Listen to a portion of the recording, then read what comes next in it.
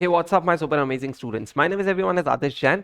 हम लोग एक और वीडियो लेकर आए हैं आपके लिए, CA final SFM theory chapter risk management का सुपर क्विक रिवीजन वीडियो, जिसमें इस चैप्टर से रिलेटेड हर एक छोटा बड़ा पॉइंट आप तक पहुंचने वाला है, वो भी बहुत शॉर्ट टाइम में। तो बताने के पहले बता दूं दो चीजें, तीन चीजें। पहला सर, ये कि ऐसे बहुत सारे वीडियोस हैं like startup finance, like securitization, जिन सब का एक सिंगल प्लेलिस्ट में मर्ज करके नीचे प्लेलिस्ट का लिंक दिया है डिस्क्रिप्शन में, वहां से देख लीजिए। राइट, ऐसे 30 40 50 मिनट्स में सारे वीडियोस हम लोग 20 30 40 मिनट्स में सारे क्विक रिवीजन कर देंगे। सेकंड सर, जिस नोट्स को रेफर करेंगे वो फ्रीली सारे स्टूडेंट्स के लिए अवेलेबल टेलीग्राम चैनल या और उस टेलीग्राम मैसेज जहां पे वो पीडीएफ फाइल मिलेगी, उसका भी लिंक डिस्क्रिप्शन में मिल जाएगा। राइट, जहां से नोट्स डाउनलोड कीजिए और मस्त 100% रिलाई करके आप उन नोट्स को पढ़ के जा सकते हो, क्योंकि इंस्टीट्यूट की लैंग्वेज से ही सब कुछ लिया और बेटर प्रेजेंटेशन। सर थर्ड, बने रहिए, ऐसी धमाल बैचेस आने वाली है ना कि आपको मजा आ जाएगा। मतलब आपको लग रहा है एसएफएम में अगर ये कॉन्फिडेंस चाहिए तो ये बैच आपके लिए। जबरदस्त कॉन्सेप्चुअल क्लैरिटी वाली एक super super detailed fast track batch, right, जिसमें 120 आवर्स पूरा एसएफएम हाथों में होगा, ये मेरा अश्योरेंस है आपको। राइट, ये चीज आने वाली, उसके लिए भी बने रहिए। सुपर क्विक स्टार्ट कर रहे हैं सर, है ना। थियरी नोट्स जिसकी मैं बात बता रहा था, डिस्क्रिप्शन में लिंक है। रिस्क मैनेजमेंट चैप्टर, ये एनालिसिस एक सेकंड देख लो यहाँ पे, है ना, देख लो भाई। यप, स्टार्टअप सिक्योरिटाइजेशन हो चुका है, in fact financial policy corporate strategy हो चुका है। Fourth most important chapter risk management आपके सामने। आई होप ये सिक्योरिटी एनालिसिस भी बहुत जल्दी आना चाहिए। ठीक है, तो हम चलते हैं सर रिस्क मैनेजमेंट पे। There is a bit delay, है ना। या अगर रिस्क मैनेजमेंट सर बहुत ही शानदार चैप्टर, कॉमन सेंस ड्रिवन। अगर आप सोच सकते हो बिजनेस के बारे में, अगर आपके इमेजिनेशन खुले, अगर आप प्योर एक रट्टाफाइंग स्टूडेंट्स नहीं हो, तो आपके लिए चीजें बहुत आसान होगी। ध्यान से सुनना, कितना आसान है सर। और इसमें मुझे फॉर्मेटिंग को लेकर आपकी हेल्प करनी पड़ेगी, ध्यान से सुनना सर। बिजनेस रिस्क क्या क्या फेस कर सकता है कोई भी बिजनेस, मतलब सॉरी, वर्ड चेंज करता हूँ, कोई भी बिजनेस क्या क्या रिस्क फेस कर सकता है, types of risk business can face. यार एक बात बताओ, आप बिजनेस कर रहे हो तो अपने आसपास कितनी सारी रिस्क लेकर बैठे हो, और उसमें से चार मेन रिस्क जो हमें करिकुलम में, वो कौन सी? Strategic, compliance, operational, financial. और मैं श्योर हूं आपको कुछ कुछ तो देखते से ही समझ में आ गई। स्ट्रैटेजी हर बिजनेस बनाता है भाई साहब, रिस्क नहीं है क्या स्ट्रैटेजी फेल हो गई, क्योंकि स्ट्रैटेजी फेल हो गई मतलब प्रोडक्ट बिकेगा नहीं, तो आपका बिजनेस बंद हो जाएगा। It's risk, big risk to you. Example दूं सर, जियो ने बोला कि यार एयरटेल चल रहा है, हमें तो मार्केट में आना है, 6 महीना फ्री दे दो सब कुछ। एक स्ट्रैटेजी बनाई, स्ट्रैटेजी बनाई, और वो स्ट्रैटेजी काम कर गई। मतलब काम कर गई तो रिस्क नहीं थी, अगर काम नहीं करती तो पैसा भी लग जाता और पता चलता मजा भी नहीं आया, फेल हो जाते, पूरा प्लान चौपट हो जाता। क्या बोल रहे? Strategic risk that companies strategies might become less effective and company struggle to achieve its goal. Goal क्या था? प्रॉफिटेबिलिटी, राइट, वेल्थ मैक्सिमाइजेशन, वो गोल मिस हो गया। सर ये क्यों होगा? सर कुछ टेक्नोलॉजिकल रीजन हो सकते हैं, कुछ कॉम्पिटिटर्स का प्रॉब्लम हो सकता है, उन्होंने कॉम्पिटिटर्स ने और बेटर कर दिया, या फिर हो सकता है कस्टमर को ही आपकी चीज नहीं चाहिए। Right, compliance risk. देखो एक बात बताओ, आप आपके आसपास रहते हो तो डू यू अग्री, बिजनेस को यार एक सीए से अच्छा कौन बताएगा क्या क्या लॉ कंप्लाई करने पड़ते हैं? सर लेबर लॉज हो गए, कंपनीज एक्ट हो गया, सेबी लॉज हो गए, लिस्टेड हो तो स्टॉक एक्सचेंज के अपने रूल्स है, कंपनीज एक्ट है, टैक्सेशन लॉज हो गए, मल्टीपल चीजें हैं। तो बता रहे हैं कि यार business need to comply with a lot of things, और अगर उनके इंडस्ट्री से रिलेटेड है तो और भी स्पेसिफिक लॉज है, जिनको कंप्लाई नहीं कर पाने पे बहुत बड़ी रिस्क है ना। यही रिस्क की बात कर रहे हैं कि रिस्क नहीं किया तो या तो पेनल्टी लेंगे, या फिर हो सकता है आपका बिजनेस लाइसेंस सीज कर लें। ठीक है, operational risk. Sir operational risk मतलब कितना सिंपल, एक बिजनेस का काम क्या होता है, डे टू डे ऑपरेशन। अभी फॉर एग्जाम्पल, अभी मेरे पार्ट ऑफ द ऑपरेशन क्या है यार, मैंने अगर बैच अनाउंस किए तो मुझे टाइमली आपको लेक्चर्स देने, आपको बेस्ट क्वालिटी नोट्स देने, आपको without any mistake with with a proper schedule आप तक लेक्चर्स पहुंचना चाहिए ऑन टाइम। अब ऑपरेशनल रिस्क क्या होगी? Risk that I am not able to deliver the goods to you on time. It's the risk related to process, related to my day to day operation. अभी समझो batch आनी थी हफ्ते में 5 दिन, और मैं हफ्ते में 3 दिन छुट्टी कर रहा हूँ, सिर्फ 2 ही दिन पढ़ा रहा हूँ। ऑब्वियसली ऐसा कभी हो नहीं सकता, बट एग्जाम्पल के लिए ऑपरेशनल रिस्क समझाना इसलिए। ठीक है, तो it is a risk which might, company might face, which fail to manage day to day operational problem. The day to day basic activities अगर आप fulfill नहीं कर पाते हो तो operational risk है, right? It's a risk related to people and related to process, day to day people activities process, correct? Financial risk, sir यही तो अपना पूरा चैप्टर है यार। एक कंपनी को सबसे बड़ी रिस्क जो हम देख रहे हो फाइनेंशियल रिस्क। सर हर एक कंपनी इकोनॉमी में ऑपरेट करती है, राइट। आज टीसीएस है तो टीसीएस यहाँ पे रह ऑपरेट कर रही है, तो उसको कितने रिस्क है? अगर वो इंडियन बैंक से लोन ले रही तो इंटरेस्ट रेट की रिस्क है, अगर अगर डीमार्ट की बात करें सर, उसको इन्फ्लेशन रिस्क है, चीज़ों के प्राइस भाव कम ज़्यादा हो रहे हैं। टीसीएस के फिर से बात करें तो उसको फॉरेन एक्सचेंज रिस्क है, फॉरेन एक्सचेंज रेट्स फ्लक्चुएट करते हैं, वो तो एक्सपोर्ट कर रही है ना, हर जगह रिस्क है। वो सारी रिस्क जो इकोनॉमी में जो प्रिवेलिंग फाइनेंशियल कंडीशन से रिलेटेड होती है वो होती है financial risk. It includes inflation, interest rate, price change, whatever. It affects the profitability of the company. Make sense? ये होती है सर फाइनेंशियल रिस्क। अब इसमें एक चीज और देखना, यहाँ पे मुझे आपको प्रेजेंटेशन को लेकर कुछ चीजें क्लियर करना पड़ेगी। Business risk, everyone, business risk में चार चीजें हैं, जिसमें से फाइनेंशियल रिस्क की फर्दर कैटेगरीज है। क्या क्या कैटेगरीज है? Counter party, interest rate risk, liquidity risk, currency risk. तो ये जब मैंने एरो बनाया तो इसका मीनिंग समझ के ना, ये फाइनेंशियल रिस्क के फर्दर ब्रेकअप्स हैं, टाइप्स है। अब एग्जामिनर बोलता है types of risk business face 1 2 3 4 लिखना। एग्जामिनर बोलता है explain financial risk and the types of financial risk, तो आप ये लिखना। फिर काउंटर पार्टी में सिर्फ इतना लिखना, अंदर का डिटेलिंग मत लिखना, है ना। Can I expect this much maturity from a CA final student? Obviously, है ना। काउंटर पार्टी लिखना, उसमें इंटरेस्ट रेट की हेडिंग डाल के इतना लिखना, लिक्विडिटी की हेडिंग डाल के इतना लिखना, करेंसी की हेडिंग डाल के इतना लिखना, ठीक है।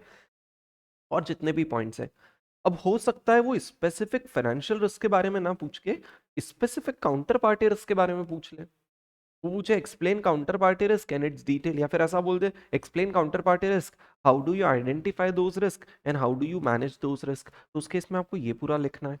वो बोलता है explain interest rate risk, identify, how to identify and how to manage, तो ये पूरा लिखना पड़ेगा।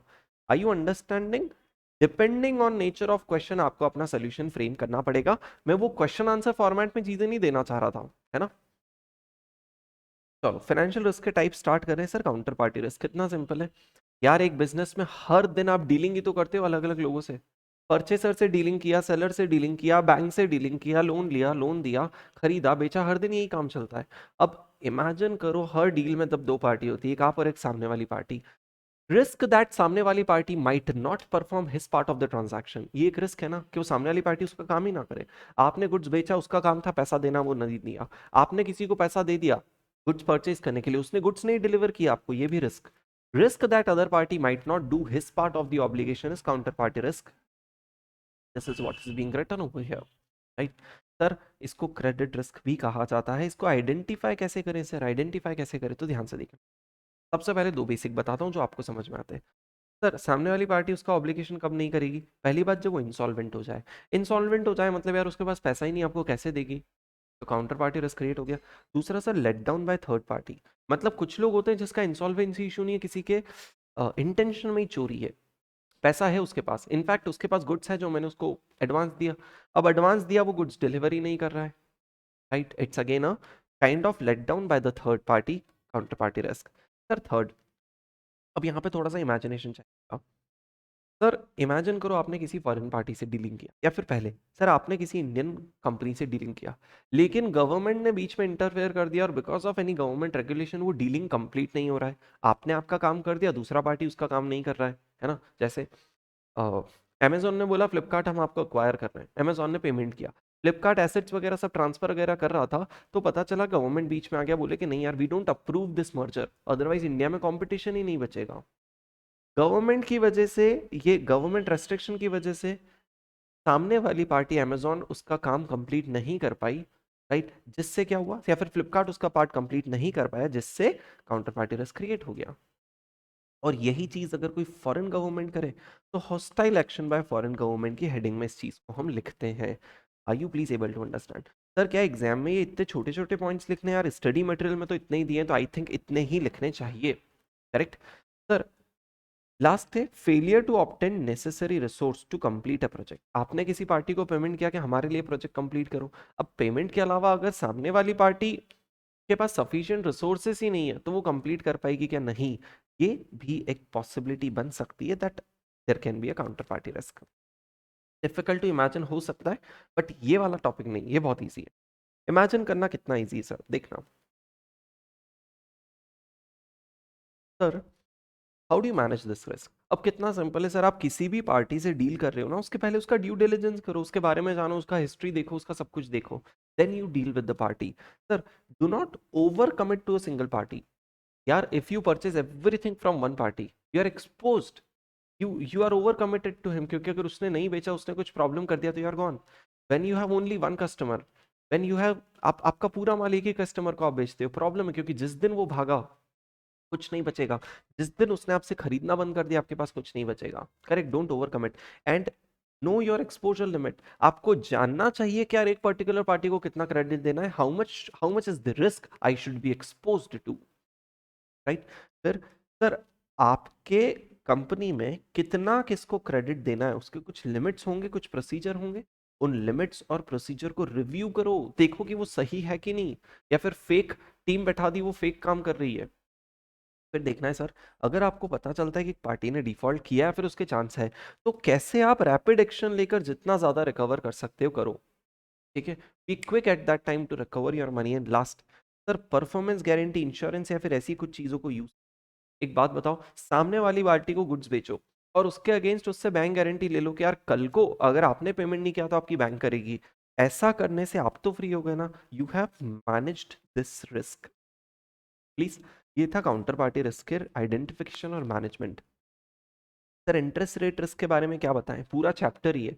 Risk that interest rate keeps on changing in the market which leads to change in my assets and liability. ये primarily financial company like bank के लिए applicable है, क्योंकि बैंक का काम ही तो लोन देना और लोन लेना है। और उसमें जो वो लोन दे रहा है उसमें इंटरेस्ट रेट मिलता है, और जो लोन लोगों से लिया है उसमें इंटरेस्ट रेट देना है। अब उस लेने देने का हिसाब बिगड़ जाता है इंटरेस्ट रेट चेंज होने से। मतलब it's a type of management of assets and liability you have to do. Sir identify कैसे करें, मुझे नहीं लगता ये एक इंपॉर्टेंट क्वेश्चन है, इसीलिए ग्रे टेक्स्ट में मार्क किया है, छोड़ा नहीं है बुक में, ले लिया है स्टडी मटेरियल से, पर ग्रे टेक्स्ट में मार्क कर दिया है ना। क्योंकि इतने छोटे पॉइंटर्स दिए स्टडी मटेरियल में एग्जामिनर ने कि हम ये 5 पॉइंट्स लिखेंगे तो कैसे मार्क्स देगा। तो आई थिंक वो ऐसा क्वेश्चन ही नहीं पूछेगा, पूछ लेता है तो इट्स गुड एक बार आप आपकी साइड से पढ़ना। सेकंड, सर मैनेज कैसे करें इस रिस्क को। सर रिस्क मैनेज करने के, ये बताऊं, स्टडी मटेरियल में तो इन्होंने लिख दिया, देखो आप बताते हो ना सर आपकी बुक में क्यों फर्क है। स्टडी मटेरियल में तो लिख दिया to be read in the chapter of interest rate risk management, practical chapter है। अब आप जब रिस्क मैनेजमेंट स्टडी मटेरियल से पढ़ोगे तो ये जाके पढ़ोगे क्या, नहीं। मैंने सोचा यार it's better to bring it here, कल को इंस्टीट्यूट ने पूछ लिया तो एक सेकंड में यार आपको आती है सारी चीजें। मैं बताऊं आपको कैसे आती है, सुनो। सर दो मेथड्स होती है, ट्रेडिशनल और मॉडर्न, सारी पड़ी हुई है। सर ट्रेडिशनल मेथड में होता है एक एसेट एंड लाइबिलिटी मैनेजमेंट, ये मैं समझाऊंगा। दूसरा होता है एफआरए। तो भाई एफआरए क्या होता है, बस वो लिखा है और कुछ नहीं लिखा है। सर मॉडर्न मेथड में होता है interest rate future, interest rate option और इंटरेस्ट रेट स्वैप्स। ये तीनों चीजें क्या होती है अब बताओ ना, इनको थियोरेटिकल बताने की जरूरत है क्या, इन पे तो आप एसएफएम में दुनिया भर के प्रैक्टिकल सम कर चुके हो, प्रैक्टिकल्स पे कर चुके हो ना एफआरए और इन सब में। तो इनको थोड़ी ना थियोरेटिकली समझेंगे, आप इनको समझोगे पढ़ोगे तो खुद ही समझ जाओगे कि हाँ एफआरए क्या होता है। अग्रीमेंट किया है दो पार्टीज में, जिसमें हम फ्यूचर डेट को लेकर एक इंटरेस्ट रेट पे अग्री कर जाते हैं, है ना। इंटरेस्ट रेट फ्यूचर क्या होता है, जब वो contract between buyer and seller to deliver any interest bearing asset, है ना, कोई fixed income security buy sell करने की बात करते हो at a predetermined price. Option क्या होता है, जिसमें ऑब्लिगेशन है but not a compulsion, sorry, option है but not an obligation. Similarly swap क्या होता है, exchange the payment index two different rates. तो ये तो बेसिक बात है सर, प्रैक्टिकल सब्जेक्ट्स पढ़े हैं ना, तो वहां सब कवर्ड है। एसेट लाइबिलिटी मैनेजमेंट क्या होता है, सर हम हमारी लाइबिलिटीज और एसेट को इस तरीके से मैनेज करते हैं कि हमारी नेट अर्निंग्स मैक्सिमाइज हो जाए। बैंक के पर्सपेक्टिव से सोचो, एसेट मतलब लोन जो दिए वहां से इंटरेस्ट आएगा, लाइबिलिटी मतलब लोगों से जो डिपॉजिट्स लिए हैं वहां पे इंटरेस्ट देना है, तो वो डिफरेंस ही तो बैंक का अर्निंग है, और उसी को मैनेज करने को कह रहे हैं asset liability management. Please could I explain what is interest rate risk, how to identify, जो मैंने एक्सप्लेन नहीं किया, and how to manage it which you should know, पूरा प्रैक्टिकल करके बैठे हो। ठीक है, देन लिक्विडिटी रिस्क। इंस्टीट्यूट ने क्या करा, लिक्विडिटी रिस्क के बारे में तो बहुत बताया, लेकिन लिक्विडिटी रिस्क को आइडेंटिफाई और मैनेज कैसे करना है वो नहीं बताया। तो ऐसा मत सोचना कि सर ने उड़ा दिया, कुछ स्टडी मटेरियल में नहीं है, जाके देख लेना। ठीक है, लिक्विडिटी रिस्क नाम खुद बोल रहा है।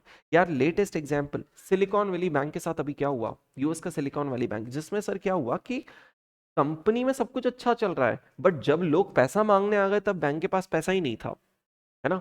आपका सब कुछ अच्छा चल रहा है, बिजनेस अच्छा है, पर जिस दिन क्रेडिटर को पैसा देना है उस दिन पैसा ही नहीं है, तो हम क्या करें, वो क्रेडिटर तो सामने आके बैठ जाएगा, राइट। तो when you are not, you don't have, you are not able to generate adequate cash when needed is the liquidity risk, right। So this type of risk is more prevalent in banking business where there may be mismatch in maturity and receiving fresh deposit patterns. आपने क्या करा, FDs mature हो रही है, लोगों को पैसा देना है और नए एफडी वाले आ नहीं रहे, लिक्विडिटी रिस्क क्रिएट हो गया। ठीक है। Then sir currency risk. In fact liquidity का बेसिक मतलब तो समझते हो ना, कैश क्रंचिंग, कैश अवेलेबिलिटी, वो नहीं होना is the liquidity risk. Sir currency risk, पूरा फॉरेक्स चैप्टर ही तो करेंसी रिस्क है, जिसमें sir foreign exchange rate change होने से हमारे कैश फ्लोज अफेक्ट हो जाते हैं। हमारे सारे फॉरेन करेंसी डिनोमिनेटेड ट्रांजैक्शंस, जहां पे डॉलर में बाइंगे पाउंड में सेलेंगे, वो प्रॉब्लम हो रही है ना यार। कुछ इंपोर्ट किया डॉलर में, कुछ एक्सपोर्ट कर दिया पाउंड में, वो सारे ट्रांजैक्शन की वजह से कैश फ्लो अफेक्ट होते हैं, that is currency risk. Sir identify कैसे करना है, फुल फ्लेजेड क्वेश्चन बन सकता है, इनफैक्ट आया भी एग्जाम में पहले, ये प्रॉपर लिखा है। इनफैक्ट ये भी क्वेश्चन एग्जाम में पहले आया है, काउंटर पार्टी रिस्क वाला प्रॉपर लिखा है। इसको ग्रे कर दिया क्योंकि मुझे लगा कि यार 4 पॉइंटर्स तो पूछेगा नहीं examiner. Sir how to identify देखना। सर गवर्नमेंट एक्शन, मतलब गवर्नमेंट भी सम टाइम एक्सचेंज रेट को मैनेज करने के लिए, रूपी डॉलर को मैनेज करने के लिए कुछ बाइंग सेलिंग करती है, कुछ पॉलिसीज फॉर्मुलेट कर सकती है, right. They have an impact on currency. Sir nominal interest rate, यार किस स्टूडेंट ने इंटरेस्ट रेट पैरिटी थ्योरम नहीं पढ़ा? सबने पढ़ा है कि because of the interest rates in prevailing in the two countries their exchange rates get determined. और यही बात परचेज पावर पैरिटी बोलता है with respect to inflation. Because of the inflation rates in the economy the exchange rates between them gets decided. 3 points covered और easy. Natural calamity, अब आप imagine करो natural calamity को थोड़ा सा अभी समझो किसी पर्टिकुलर कंट्री में, कई कंट्री किसी चीज पे पर्टिकुलरली डिपेंडेंट है और वहां पे कैलामिटी आ गई और पूरी कंट्री, फॉर एग्जांपल जापान में जब सुनामी टाइप चीजें आती है तो पूरे कंट्री का इकोनॉमिक्स चेंज हो जाता है, क्योंकि इतना डिस्ट्रक्शन हो जाता है, कंट्री कुछ साल पीछे चला जाता है, right. In which case the world, in which case जो उस कंट्री के रिलेशन है दूसरी कंट्री से वो चेंज हो जाते हैं, वहां से इंपोर्ट एक्सपोर्ट चेंज होता है, सब कुछ चेंज हो जाता है। तो नेचुरल कैलामिटी से भी आपके एक्सचेंज रेट पर नेगेटिव इम्पैक्ट आ सकता है। ठीक है। फिर सर वॉर कूप रेबेलियन, वॉर कूप का इंजनरल मीनिंग होता है यार, एक तो वॉर रशिया यूक्रेन में जो हुआ, कूप मतलब होता है illegal change in government, right. Rebellion means organise process against any authority. मुझे क्या लगता है, देखो मैं जेन्युइन बताता हूँ, एज अ स्टूडेंट मुझे इन वर्ड्स के मीनिंग कभी पता ही नहीं होते, मैंने ऐसा सोचा तो मैंने पर्टिकुलरली उनका मीनिंग यहाँ पे सिंप्लीफाइड लैंग्वेज में लिख दिया। अब आप बताओ रशिया यूक्रेन के बीच में जो हुआ, डू यू एग्री यूक्रेन की हालत कितना मुश्किल हो गई यार, ऑब्वियसली उसके एक्सचेंज रेट तो कम ज्यादा होंगे क्योंकि कंट्री में कुछ रिसोर्सेस ही नहीं बचे। तो it will have an impact on exchange rates and change in government. Sir government change होती है ना, अलग अलग गवर्नमेंट के अलग अलग अप्रोच थे।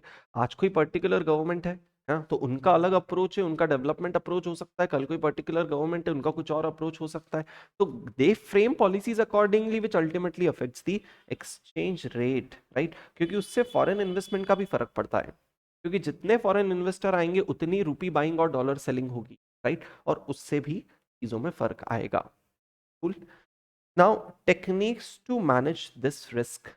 Sir how to manage currency risk, यार भाई वो सारी इंटरनल और एक्सटर्नल हेजिंग टेक्निक्स नहीं थी, इंटरनल में याद है क्या, netting, matching, home currency invoicing, leading lagging, और एक्सटर्नल में forward, money market, futures, right, then अपना swaps, currency swaps, right. all these were the techniques to manage it. I didn't find it sensible to list them again, ठीक है, इसलिए नहीं किया। Sir political party risk, again मेरा ऐसा understanding है कि अगर फाइनेंशियल रिस्क में पूछे तो उसमें हेडिंग हम लिख देंगे, बट नीचे अलग से मुझे नहीं लगता पॉलिटिकल पार्टी पे पूरा एक फुल फ्लेजेड क्वेश्चन आएगा, क्योंकि पॉइंट्स बहुत छोटे फॉर्म में दिए हैं। ठीक है। तो सर पॉलिटिकल रिस्क क्या होगा कि यार it is primarily with respect to overseas investor, है ना। ओवरसीज इन्वेस्टर को डर रहता है कि यार उस कंट्री की गवर्नमेंट कुछ ऐसे एडवर्स एक्शन ले लेगी जिससे हमें ह्यूज लॉसेस हो सकते हैं। जैसे कंट्री ने रेस्ट्रिक्शन लगा दिया कि यार आप क्या होगा, आप अपनी कंट्री में पैसा रेमिट नहीं कर सकते। उसने रेस्ट्रिक्शन लगा दिया कि यार आप करेंसी, ये वाली पर्टिकुलर करेंसी कन्वर्ट नहीं कर सकते। ऐसे कुछ restriction is the identification of such risk. और सर सोल्यूशन क्या है, बहुत सिंपल, आप बाहर वाली कंट्री से ज्यादा खरीदो ही मत ना, सारी चीजें लोकली सोर्स करो। चाइना, मतलब फॉर एग्जांपल अगर इंडिया का चाइना पे डिपेंडेंसी नहीं रहेगा तो हमें उस चीज से फर्क ही नहीं पड़ता है कि चाइना में कोविड है कि नहीं, हमारा तो इंडिया में काम हो रहा है ना, पूरा अपना काम इजी हो जाता है। राइट। आप जॉइंट वेंचर्स में एंटर करो, क्योंकि जब एक लोकल कंपनी होती है ना वहां की, for example ICICI prudential, ICICI is an Indian bank, अब वो प्रूडेंशियल फॉरेन कंपनी आ भी जाती है तो उसको एक इंडियन ब्रांड का बेनिफिट मिलता है। लोकल फाइनेंसिंग करो, फॉरेन बैंक से लोन लो ही मत, इंडियन बैंक से लोन लो, इंडियन लोगों को लोन दो, और पहले से ही सारी चीजें नेगोशिएट करके रख लो। This is how you manage this risk. Please, ये वाला थोड़ा सा मैंने कम डिटेल में बताया पर्पसफुली। I all settled. चलिए, to the very last page in the next 5 minutes and we'll be done with this reading of risk management entirely। कुछ भी नहीं छूटा है आपका। सिर्फ फाइनेंशियल रिस्क हर किसी को है, ऐसा थोड़ी सिर्फ कंपनी है तो उसको फाइनेंशियल रिस्क है, राइट। कंपनी के जो शेयर होल्डर है उनको भी फाइनेंशियल रिस्क, कंपनी को जिन लोगों ने लोन दिया उनको भी फाइनेंशियल रिस्क है, इनफैक्ट गवर्नमेंट को भी। देखो बताता हूँ कैसे। शेयर होल्डर को क्या रिस्क है कि भाई यार अगर एक कंपनी ने डेट ले रखा है तो जितना उनका डेट है उतना मुझे प्रॉब्लम है, क्योंकि पहला प्रायोरिटी डेट का होता है। तो जो फाइनेंशियल गियरिंग होता है ना, which is the amount of debt in the capital structure, वो मेरा प्रॉब्लम है। Because in the event of winding up they will be given the priority and I will be given as an equity the least priority। ये मेरा problem है। Second, the lender point of view से जो loan है वो भी lender के लिए प्रॉब्लम है। आप समझना, मैं एक लेंडर हूं लेकिन मेरे लिए ये भी तो प्रॉब्लम है कि यार 10 और लेंडर्स हैं मार्केट में, जो एग्जिस्टिंग लेंडर्स है वो मेरे लिए as a new lender problem बन गए। क्योंकि जितने लोगों का लेंडर है मुझे पता है कि यार मेरे जैसे 10 और लोगों को इनको पे करना है ना। अगर सिर्फ मैं अकेला होता तो इजी होता, कंपनी मुझे पे करती, मैं फ्री हो जाता। लेकिन अभी बहुत सारे लोग हैं ना, तो मेरा तो कॉन्फिडेंस कम हो जाएगा ना कंपनी में, बिकॉज ज्यादा चांस है डिफॉल्ट होने के, इतने लोगों, इतने सारे लोगों का लोन ले रखा है। Then company point of view से सर चीजें क्या होती है देखना। Sir company point of view से क्या हो गया चीजें, अगर मैंने एक्सेसिव बोरोइंग कर ली या फिर एक्सेसिव लेंड कर दिया किसी को जिसने डिफॉल्ट कर दिया, तो it creates a risk from my existence. क्योंकि अगर मुझे सिग्निफिकेंट लॉस हो गया तो how would I be able to exist, ये तो प्रॉब्लम हो जाएगी। और sir last, government point of view से क्या चीजें बोल रहे हैं, तो प्लीज देखना। गवर्नमेंट बोलता है कि यार अगर कोई बैंक या फिर कोई पर्टिकुलर बड़ा कंपनी फेल हो गया तो लोगों का इन जनरल ट्रस्ट उठ जाता है कंट्री के फाइनेंशियल सिस्टम से, उसकी गवर्नमेंट से। अब इमेजिन करो कल को कोई इंडिया का फेमस पर्टिकुलर बैंक बैंकरप्ट हो गया, तो आप दूसरे बैंक में एफडी रख ही नहीं पाओगे कॉन्फिडेंटली, राइट। ये गवर्नमेंट का रिस्क है, क्या लोगों का ट्रस्ट नहीं उठना चाहिए, वही इकोनॉमी को ग्रो कराता है, ठीक है। तो this is the risk from multiple people, जिसमें तीनों में if you realise common thing was debt taken और एग्जिस्टिंग डेट, है ना। बस कंपनी वाले में था डेट गिवन भी प्रॉब्लम है, क्योंकि दिया और किसी ने डिफॉल्ट कर दिया तो भी कंपनी, अपना कंपनी डूब जाएगा। The last topic, value at risk. Let me tell you, risk management में दो टाइप के क्वेश्चन आ सकते हैं, या तो वैल्यू एट रिस्क का प्रैक्टिकल या फिर ये पूरा theory. Sir value at risk पे थियोरेटिकल क्वेश्चन भी आ सकता है। देखना वैल्यू रिस्क क्या बताता है, बहुत सिंपल। सर तीन चीजों पर बेस्ड है। वैल्यू एट रिस्क मतलब कितना वैल्यू, कितना मैक्सिमम वैल्यू रिस्क पे है, कितना मैक्सिमम वैल्यू लूज करने का चांस है ना। तो चांस वर्ड आया मतलब प्रोबेबिलिटी, तो प्लीज सुनना। How much investment you might lose maximum at a given confidence level। given confidence level मतलब एक होता है ना कि यार मैं 95% श्योर हूं कि आपको 5,000 से ज्यादा का नुकसान नहीं होगा, मैं ऑलमोस्ट श्योर हूं मैं आपको 10,000 से ज्यादा का नुकसान नहीं होगा। तो ये जो ऑलमोस्ट श्योर, 95% श्योर, ये है कॉन्फिडेंस लेवल, है ना। थर्ड आता है टाइम। भाई कितने टाइम में 10,000 का टाइम नुकसान नहीं होगा, क्या पूरे साल में, पूरी लाइफ में, या फिर सिर्फ 2 दिन की बात कर रहे हो आप, कितने टाइम में। तो लॉस की बात बताते हो, टाइम की बात बताते हो और कॉन्फिडेंस लेवल की बात बताते हो। ये होता है वैल्यूएट रिस्क का मीनिंग, ये होता है उसका meaning. It measures the risk of an investment. तो स्टैंडर्ड डेविएशन रिस्क मेजर नहीं कर रहा है, वो परसेंटेज टर्म्स में कर रहा है, किसी और तरीके से कर रहा है, करेक्ट। कर तो मेजर रिस्क ही रहा है ना यार। मैंने बोला मेरा स्टैंडर्डाइजेशन 10% है, ये एक रिस्क है। और मैंने एक तरीका रिस्क को समझाने का दूसरा तरीका, बॉस कुछ भी हो जाए 10,000 से ज्यादा नहीं खोगे आप, पता चल गया ना कि इतना ही रिस्क है, ये भी तो रिस्क मेजर करने का एक तरीका है। तो ये बोल दिया वैल्यूएट रिस्क। अब बोल रहे हैं इसके मेन फीचर्स क्या है और इसकी एप्लीकेबिलिटी क्या है। सुनना, फीचर्स बहुत सिंपल, कैलकुलेशंस अगर सीखे हैं रिस्क मैनेजमेंट को तो ईजी है। पहली बात तो तीन एलिमेंट्स है, तीन कंपोनेंट्स है, maximum loss, confidence level, time period. ये बात यहां भी समझा चुका हूं और हर एक प्रैक्टिकल क्वेश्चन में आती है। सेकंड, सर स्टैटिस्टिकल मेथड है सर, ये क्यों, क्योंकि do you agree standard deviation पर बेस्ड है। फॉर्मूला याद है ना, maximum loss divide by standard deviation is equals to Z score. Third, sir time horizon की बात होती है। डू यू अग्री हम अलग अलग टाइप के स्टैंडर्ड डेविएशन कैलकुलेट करते हैं, 1 day standard deviation, 10 day standard deviation. तो एक पर्टिकुलर टाइम में आपका रिस्क क्या है वो मेजर करता है. It can be applied for different time periods. Then probability. Do you agree, जब आप जेड स्कोर देखते हो तो वो नॉर्मल डिस्ट्रीब्यूशन टेबल एक प्रोबेबिलिटी डिस्ट्रीब्यूशन टेबल ही तो है, उसी पर तो बेस सारी चीजें हैं. Sir Z score probability table में देखते क्या, जेड स्कोर क्या बताता है, how many standard deviation the value is away from the mean. ये समझाना थोड़ा टेक्निकल हो जाएगा बट प्लीज समझना, ये है मीन आपका एक्स बार. समझो हम फाइंड आउट करना चाह रहे हैं, एक पर्टिकुलर कंपनी हर साल 10,000 का प्रॉफिट करती ऑन एन एवरेज.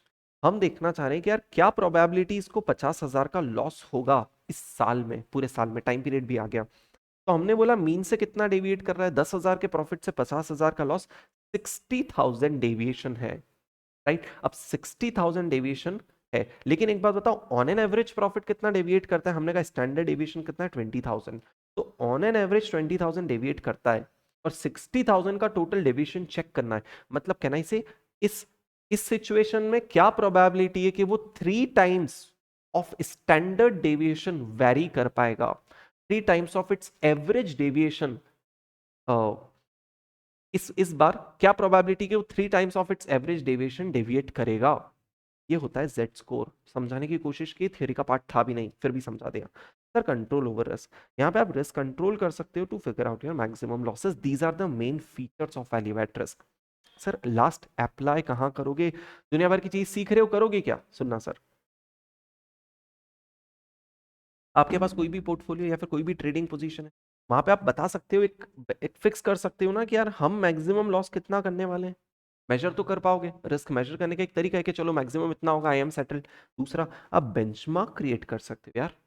आप बता सकते हो आपके मैनेजर को कि देख बॉस, तू जो भी मैनेज कर रहा है कर, मैक्सिमम वैल्यू एट रिस्क मुझे इतना चाहिए, इससे ज्यादा का लॉस मैं बेयर नहीं करूंगा. एक बेंचमार्क दे दिया, उसको एक टारगेट दे दिया, he can't go beyond it. Third, sir limits fix कर सकते हो उन इंडिविजुअल्स के लिए जो फ्रंट ऑफिस में डीलिंग करते हैं ट्रेजरी डिपार्टमेंट. देखो ट्रेजरी डिपार्टमेंट मतलब एक सेंस में समझो cash management department of a short term और long term investment management, cash department management of a company. उनको भी तो आप एक लिमिट बता सकते हैं ना कि हर दिन आपको इतने का ही डीलिंग करना है, या फिर इससे ज्यादा का गेन लॉस आप क्रिएट नहीं कर सकते हो. राइट सर, कहीं ना कहीं ये मुझे अपनी ट्रेडिंग स्ट्रेटजीज डिसाइड करने में भी या फिर उनको मैनेज करने में भी हेल्प करेगा, क्योंकि ट्रेडिंग से भी तो गेन लॉस होता है, तो वहां भी मैक्सिमम लिमिट डिसाइड हो जाएगी. In last, it is also use to manage assets and liability specially in the bank.